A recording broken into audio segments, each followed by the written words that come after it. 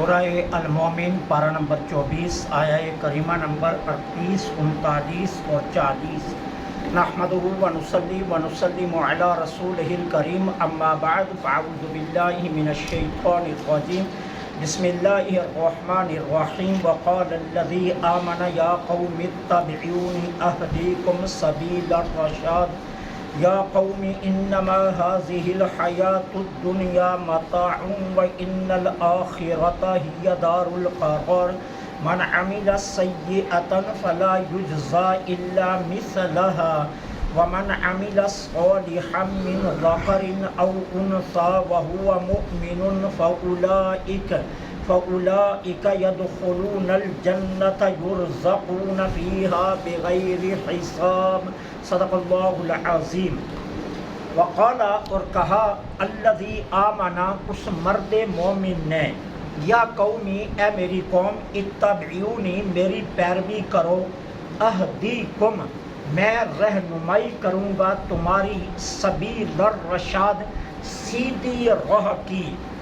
یا قومی، اے میری قوم، انما، بے شک، هذه الحیات الدنیا، یہ دنیا کی زندگی، متاع، ایک عارضی نفع ہے، وَإِنَّ الْآخِرَةَ، اور بے شک آخرت ہی ہے، دار القرار، قرار کی جگہ، من عمل، جس نے عمل کیا، سیئۃً، برا، فلا یجزا، پس نہیں بدلہ دیا جائے گا اس کو، الا، مگر، مثلہا، اسی کے برابر، ومن عمل صالحا، اور جس نے عمل کیا اچھا، من ذکر، چاہے وہ مرد ہو، او انثی، یا عورت، وہو مؤمن، شرط یہ ہے کہ وہ ہو ایمان والا، فاولئک یدخلون الجنہ، یہی ہے جن کو اللہ جنت میں داخل کرے گا، یرزقون فیہا، دے گا ان کو رزق وہاں، بغیر حساب، بغیر حساب کے۔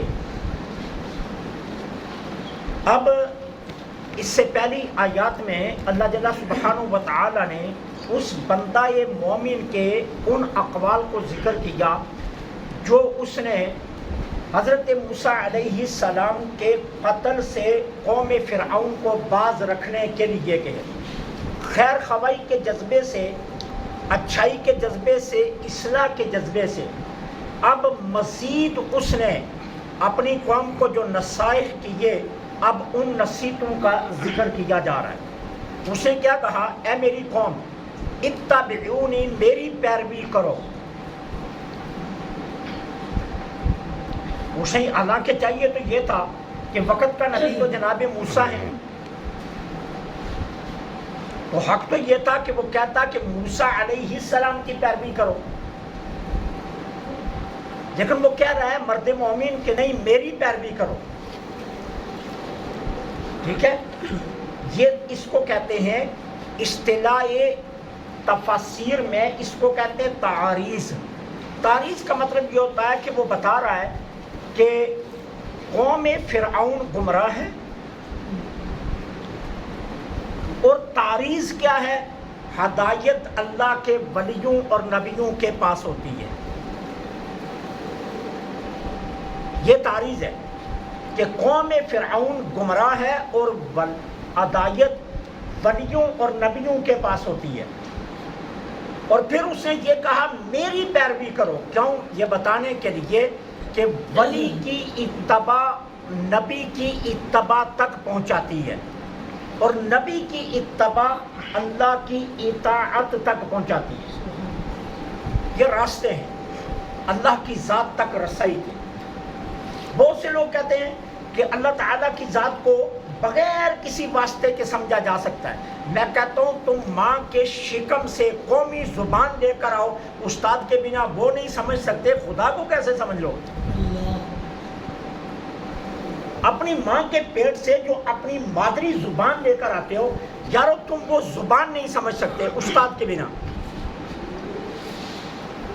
کیا ہماری قومی زبان اردو نہیں ہے؟ لیکن ہمارا کوئی بچہ اردو کے الفاظ بتا دے یا اردو کے الفاظوں کے معانی اور مطالب بتا دے، نہیں ہے ممکن۔ جتنی دیر تک اسے باقاعدہ طور پر اردو پڑھائی نہ جائے، اردو کی لغتیں نہ پڑھائی جائیں، ان کے ذہن وہ معنی اور مطالب نہ پڑھائے جائیں، تو جب ایک زبان استاد کے بنا سمجھ نہیں آ سکتی تو خدا کی ذات کیسے سمجھ آ سکتی؟ تو اس لیے اس نے کہا میری پیروی کرو۔ اس سے پتا چلا کہ وہ قوم فرعون کا وہ بندہ مومن اللہ کا ولی تھا، اس لیے اس نے کہا میری پیروی کرو، میری پیروی تمہیں موسیٰ تک لے جائے گی، اور موسیٰ علیہ السلام کی اتباع تمہیں اللہ سے ملا دے گی۔ اسی لیے اس نے کیا کہا، اہدیکم، میں تمہاری رہنمائی کروں گا، سبیل الرشاد، سیدھی راہ کی، میں تمہاری رہنمائی کروں گا سیدھی راہ کی۔ یہ اسی لیے اس نے کہا کہ سیدھی راہ کون سی ہے؟ جو موسیٰ علیہ السلام کے پاس ہے۔ تو میں اپنی ذات تک تمہیں محدود نہیں کروں گا، میری اتباع کرو، میں تمہیں جناب موسیٰ تک پہنچا دوں گا، اور موسیٰ علیہ السلام تک جب پہنچ کے تم تو ان کی اتباع سے تم اللہ کی اطاعت، اور اللہ کی اطاعت سے تم اللہ تک پہنچ جاؤ۔ تو یہ اس نے تعریضاً یہ کلام کیا جس کو اللہ تعالیٰ نے یہاں نقل کر دیا۔ پھر اس کے بعد کیا کہا، یا قوم، اے میری قوم۔ یہ اس کی نصیحتیں جو اپنی قوم کو دے رہا ہے وہ مرد مومن۔ یہ دنیا کی زندگی تو عارضی فائدہ ہے، یہ دنیا کی زندگی عارضی فائدہ ہے۔ کیوں؟ اس لیے یہ لفظ ہے متاع، اور متاع اور متعہ یہ دونوں ایک ہی مادے سے لفظ بنے، متع بھی اسی سے بنا ہے اور متاع بھی اسی سے بنا ہے، ایک ہی مادہ ہے دونوں الفاظوں کا۔ عارضی فائدہ، دنیا کی ہر چیز کے لیے زوال ہے، لا زوال صرف آخرت کی زندگی، لا زوال آخرت کی نعمتیں ہیں۔ دنیا کی ہر چیز کو زوال ہے۔ کوئی مجھے دنیا کی کوئی چیز ایسی بتا دے جس کو زوال نہ ہو۔ ہمارا اپنا وجود اس پر سب سے بڑا گواہ ہے۔ ہم ماں کے شکم سے نکلتے ہیں تو کتنے ہوتے ہیں، آہستہ آہستہ بڑھتے ہیں، بڑھتے ہوئے ہم کڑیل جوان بن جاتے ہیں، اور پھر اسی کمزوری کی طرف ڈلتے ہیں، اور جس طرح بچپن میں ہم محتاج تھے پھر ہم سہاروں کے محتاج بن جاتے ہیں۔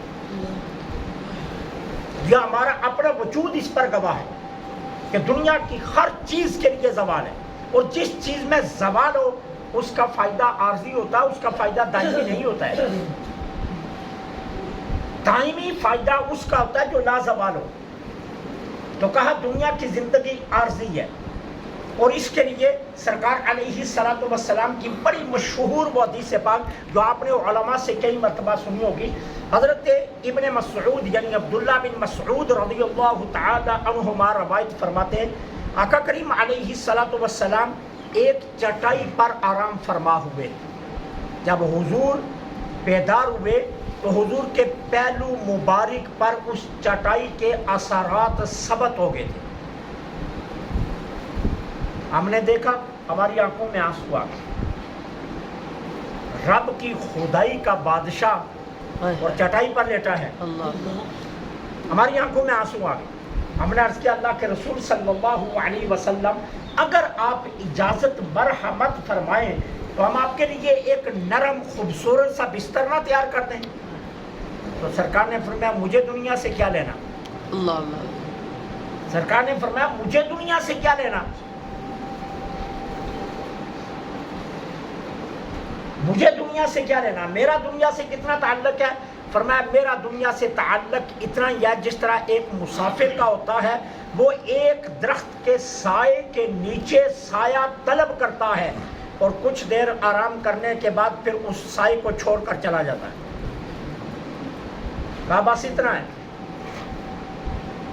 جتنا وہ سائے سے آپ نے فائدہ لیا نا، کہا دنیا کی زندگی کا فائدہ اتنا ہی ہے بس۔ فرمایا اس لیے مجھے دنیا سے کیا لینا؟ تو یہ دنیا کی زندگی عارضی زندگی، یہ دائمی زندگی نہیں ہے۔ ہاں، ان الآخرۃ ہی دار القرار،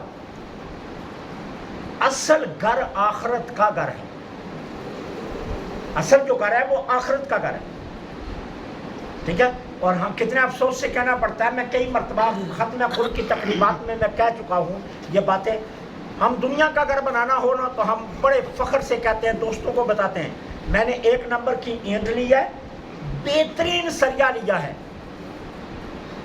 اور میں نے سمٹ میپل کا لگوایا تاکہ دوسرے سمٹ جو ہے نا وہ عارضی ہوتے ہیں، اور میں نے ریت چنیوٹ سے نہیں سرگودا سے منگوائی ہے، فخر سے کہہ رہے ہیں میں نے ہر ایک چیز قیمتی، ہر چیز ایک مہنگی اور خالص لگوائی ہے، کیوں میں اس عمارت کو مضبوط بنانا رہا۔ اور یارو یہ عمارت تو وہ ہے جس میں آپ نے 60 یا 70 یا 80 برس گزارنے، جہاں ساری زندگی گزارنی ہے، اس عمارت کی خبر کس کے پاس ہے؟ اس کا اہتمام کس نے کرنا ہے؟ پیسہ چھوڑ جاؤ گے نا، بہت چھوڑ جاؤ گے تو بچے کیا کریں گے؟ اوپر اینٹوں کے اوپر ٹائلیں لگوا دیں گے، ٹائلوں کے اوپر ماربل لگوا دیں گے، ماربل کے اوپر وہ شیڈ ڈلوا دیں گے فائبر کا، لیکن اندر تو نہیں بڑھنا، آپ نے خود ہے نا، اندر تو کسی نے نہیں جانا۔ سوال تو اندر کا ہے، سوال تو باہر کا تو نہیں ہے۔ یہ دنیا نہیں ہے کہ آپ بوسیدہ مکان کے فرنٹ کو ٹائلیں لگا کر مہنگی قیمت پر بیچ دیں، وہ تو خدا کے پاس آپ کی حاضری ہے، تو باہر جتنا مرضی پختہ بن جائے، سوال تو اندر کا ہے۔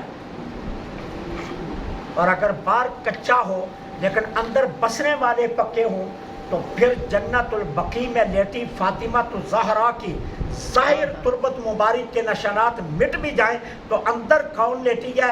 جو جنت کی خواتین کی سردارہ ہے۔ سوال تو اندر کا ہے، سوال تو باہر کا تو نہیں ہے۔ باہر کا تو سوال ہی نہیں ہے کہ باہر کس کی خوبصورت قبر ہے، نہیں، یہ نہیں ہے سوال۔ دیکھنا یہ ہے کہ اندر خوبصورت کس کا ہے۔ تو ان الدار الآخرۃ ہی دار القرار، آخرت کا گھر اصل گھر ہے، اصل گھر آخرت کا گھر۔ اور اس کے لیے حضرت کثیر بن سلیم رضی اللہ تعالی عنہ کی حدیث ہمارے لیے، ہماری آنکھیں کھولنے کے لیے کافی ہے۔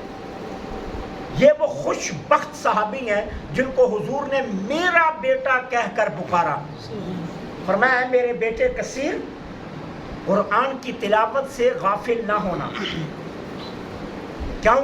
تلاوت قرآن قلب کو منور کرتی ہے، بے حیائی، برائی اور بغاوت سے روکتی ہے، اور موت کو کثرت سے یاد کرنا۔ ایک حدیث میں میرے آقا نے 2 مرتبہ انہیں میرا بیٹا کہا، فرمایا میرے بیٹے موت کو کثرت سے یاد کرنا۔ اور سنو، جب تم قرآن کثرت سے یاد کرو گے نا تو وہ تمہیں آخرت کی رغبت دلوائے گا اور دنیا سے بے رغبتی کرے گا، اور آخرت کی رغبت دلوائے گا۔ اور یاد رکھنا بیٹے، اصل گھر آخرت کا گھر ہے۔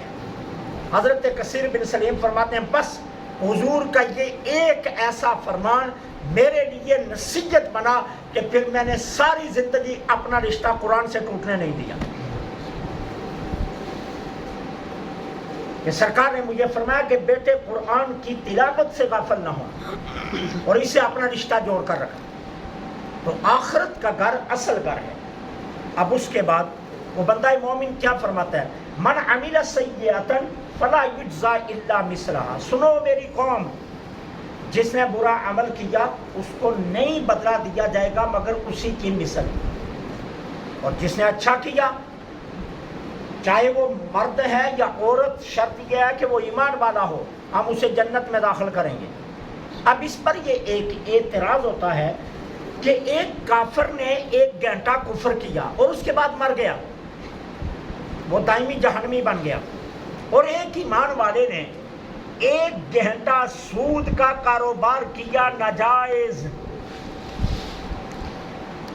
اور اس کے بعد وہ مر گیا، تو یہ دائمی جنتی وہ دائمی دوزخی، یہ انصاف نہیں ہے۔ وہ ساری زندگی ایمان والا رہا، مرنے سے پہلے 1 گھنٹہ کفر کر گیا تو دائمی جہنمی بن گیا، اور یہ 1 گھنٹہ سود کا کام کرتا رہا اور پیچھے نیک عمل کرتا رہا، دائمی جنتی بن گیا۔ یہ انصاف نہیں ہے، یہ اعتراض ہوتا ہے اس پر۔ اس کا جواب یہ ہے کہ اصل میں جنت اور دوزخ کا فیصلہ وہ ایمان پر ہے۔ مومن یا ایمان والا اگر برا کام بھی کر رہا ہوتا ہے نا تو اس کی نیت یہ ہوتی ہے کہ میں دائمی ایمان والا رہوں گا، اس کا کفر کا ارادہ نہیں ہوتا، اس کا ارادہ یہی ہوتا ہے کہ میں دائمی کیا رہوں گا، ایمان والا۔ ہاں وقتی حالات سے مجبور ہو کر اگر یہ کام میں کر رہا ہوں تو یہ کام میں دائمی نہیں کرتا رہوں گا، میں کوشش کروں گا جتنا جلدی ممکن ہو سکے میں اس سے توبہ کر لوں۔ یہ ایمان والے کی نیت ہوتی ہے، اس نیت کی بنیاد پر اللہ تعالیٰ عز و جل اس کو دائمی جنتی بنا دے۔ اور کافر چاہے کوئی بھی عمل کر رہا ہو، جب وہ کفر کرتا ہے تو اس کی نیت ہوتی ہے کہ وہ دائمی کفر میں زندگی گزارے گا۔ تو جب اس کی دائمی کفر کی نیت ہوتی ہے تو اس نیت کی بنیاد پر اسے دوزخ میں داخل کیا جائے۔ اصل اعتبار اس نیت کا ہے کہ ایمان پر دائمی کون رہتا ہے اور ایمان پر کفر پر دائمی کون رہتا ہے۔ اور پھر اگر کوئی کسی کو توبہ نہیں نصیب ہوتی، ایمان والے کو، وہ برے اعمال کرتا ہے لیکن ایمان والا ہے اور مرنے سے پہلے توبہ نہیں بھی نصیب ہو گئی، تو پھر اس کی 4 صورتیں نکلیں گی۔ پہلی صورت یہ، آیا کسی نے اس کی شفاعت کی یا نہیں کی؟ اچھا شفاعت بھی نہیں ہوئی،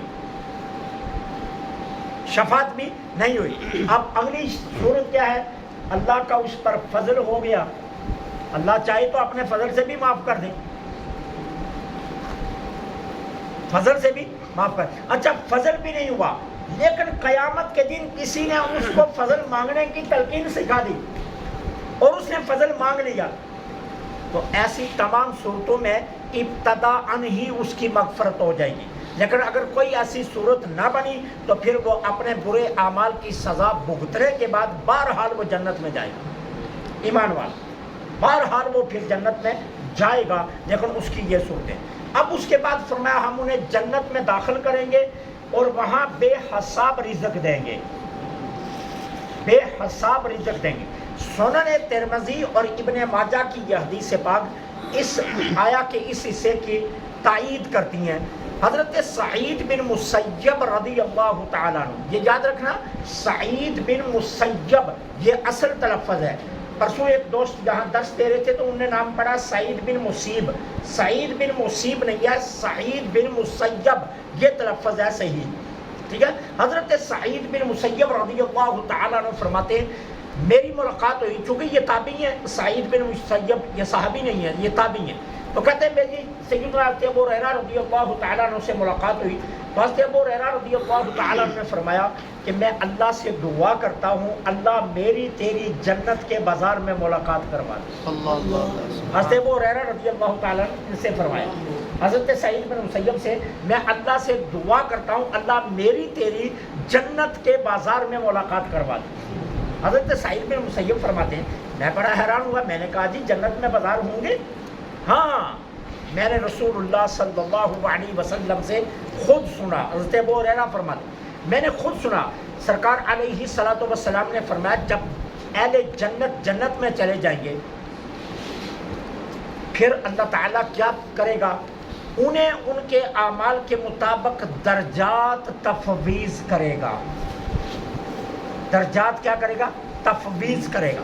پہلے تو صرف دخول ہوگا نا جنت میں، اس کے بعد پھر اللہ تعالیٰ درجات عطا فرمائے گا اعمال کے مطابق۔ اب جب درجات کے فیصلہ ہو جائے گا تو پھر دنیا میں جس طرح ایک جمعے سے دوسرے جمعے کا جتنا وقفہ ہوتا ہے نا، اتنا وقفہ جب گزر جائے گا تو پھر اس کے بعد اللہ تعالیٰ عز و جل اہل جنت کو اپنا دیدار کروائے گا۔ سبحان اللہ۔ اب یہ دیدار کا منظرنامہ کیسا ہوگا؟ اللہ کا عرش ظاہر ہوگا اللہ، اور یہ جنت کے ایک باغ میں ظاہر ہوگا، پھر اس کے عرش کے ارد گرد نور کے، یاقوت کے، زمرد کے، زجاج کے ممبر لگیں گے، پھر سونے کے اور اس کے پیچھے چاندی کے ممبر لگیں گے، کرسیاں، پھر اس کے بعد مشک اور کافور کے ٹیلے ظاہر ہوں گے۔ اب کچھ لوگ اہل جنت ان کرسیوں پر بٹھا دیے جائیں گے اور کچھ مشک اور کافور کے ٹیلوں پر بٹھا دیے جائیں گے۔ اور فرمایا ابو ہریرہ سنو، وہاں یہ تقسیم درجات سے نہیں ہوگی، یہ نہ سمجھ لینا کرسیوں پر بیٹھے ہوئے ٹیلوں پر بیٹھے والوں سے افضل ہے۔ فرمایا جنت میں کوئی ادنا افضل نہیں ہوگا، سرکار نے فرمایا جنت میں کوئی ادنا افضل نہیں ہوگا، ایسا نہیں ہوگا کہ وہ افضلیت والے ہیں تو ممبر پر بیٹھ گئے اور یہ ادنا ہے تو اسی لیے ٹیلے پر بیٹھ کے فرمایا ایسا نہیں ہوگا. پھر کیا ہوگا؟ حضرت ابو ہریرہ فرماتے ہیں سرکار کے کچھ فرمانے سے پہلے نا میرا اپنا جسم چونک گیا. میں نے عرض کیا اللہ کے رسول کیا اللہ کا دیدار ہوگا؟ سرکار نے فرمایا ابو ہریرہ کیا تم دنیا میں سورج کو دیکھنے سے یا 14ویں کے چاند کو دیکھنے سے گھبراتے ہو؟ عرض کی نہیں، ہم دنیا میں سورج کو بھی دیکھتے ہیں، 14ویں کے چاند کو بھی دیکھتے ہیں. فرمایا پھر اللہ کا دیدار بھی ہوگا. اللہ اور تم گھبراؤ گے نہیں، اللہ کا دیدار ہوگا. یہاں تک کہ اللہ تعالیٰ اس عرش پر اپنی شان قدرت سے جلوہ افروز ہوں گے اور ہر ایک اس مجلس کے ہر بندے سے اللہ بغیر حجاب کے کلام فرمائیں گے. سبحان اللہ. یہ حدیث ہے. اب سرکار فرماتے ہیں پھر کیا ہوگا؟ اللہ ایک بندے سے فرمائیں گے او فلاں بن فلاں، او فلاں کے بچے فلاں، کیا تو نے فلاں دن یہ کام نہیں کیا تھا؟ وہ عرض کرے گا ہاں میں نے کیا تھا. اچھا تو نے یہ گناہ نہیں کیے تھے؟ میں نے کیے تھے. تو وہ بندہ کہے گا یا اللہ پاک کیا آپ نے مجھے معاف نہیں کر دیا؟ تو اللہ فرمائیں گے معاف کیا تبھی تو یہاں پہنچایا ہے تجھے. معاف تو کر دیا تبھی تو یہاں تجھے پہنچایا ہے. یعنی اللہ تعالیٰ اس طرح پیار سے اپنے بندوں سے باتیں کریں گے. اب اس کے بعد اسی کیفیت میں یہ ساری مجلس ہوگی کہ ایک سفید بادل آئیں گے اور ان سفید بادلوں سے خوشبو کی ایسی بارش ہوگی کہ آج تک کیا کبھی ویسی خوشبو کسی نے سونگھی نہیں ہوگی. لوگ اس خوشبو میں مست ہو جائیں گے. جب مست ہوں گے تو پھر اللہ تعالیٰ عز و جل فرمائیں گے اب اٹھو جاؤ، جو میں نے تمہارے لیے انعام اور اکرام کا اہتمام کیا ہے، جس کا جو چیز چاہتا ہے وہ لے لو.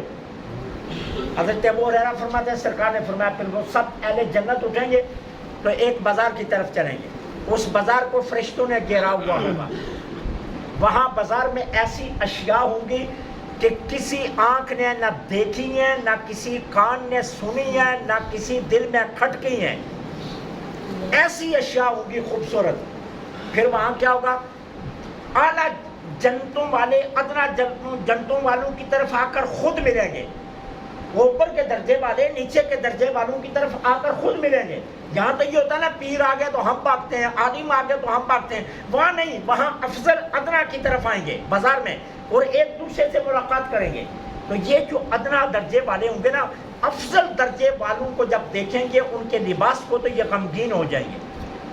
اب جب غم کی یہ کیفیت ان پر چھائے گی نا تو مڑ کر اپنے جسم پر دیکھیں گے تو ان کے جسموں پر بھی ویسا لباس ہوگا جیسے ادنا والوں پر ہے.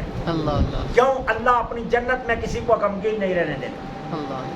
وہ چاہتا نہیں ہے کہ کوئی بندہ جنت میں غمگین ہو. اب ادنا والوں کے جسم پر بھی وہی لباس ہوگا جو اعلیٰ والوں پر ہے. اب یکساں ایک جیسے لباس ہو جائیں گے. پھر یہ لوگ بازار سے خریداری کر کے اپنے محلات کی طرف لوٹیں گے. جب اپنے محلات میں آئیں گے تو حوریں ان کی بیویاں ان کا استقبال کریں گی اور کہیں گی مرحبا، خوش آمدید. آج آپ جس وقت یہاں سے گئے تھے اس کے بجائے ابھی پلٹ کر آئے ہیں تو آپ کا حسن و جمال بے مثال ہے. آپ زیادہ خوبصورت لگ رہے ہیں. جب گئے تھے اتنے سونے نہیں تھے جتنے آپ لوٹ کر سونے لگ رہے. تو وہ آگے سے جواب کیا دے گا؟ کہے گا ہاں کیوں؟ آج میں اللہ کے دربار میں حاضری دے کر آیا، اس لیے حق یہی ہے کہ آج میں سونا لگوں، کیونکہ میں اللہ کے دربار میں حاضری دے کر آیا ہوں. اس لیے حق بھی یہی ہے کہ آج میں سونا لگوں، کیونکہ میں سونے رب کی بارگاہ میں حاضری دے کر آیا ہوں. تو سرکار نے فرمایا اس طرح اللہ تعالیٰ اہل جنت کو رزق میں بے حساب بھی دے گا اور ساتھ اپنا دیدار بھی عطا فرمائے گا. اللہ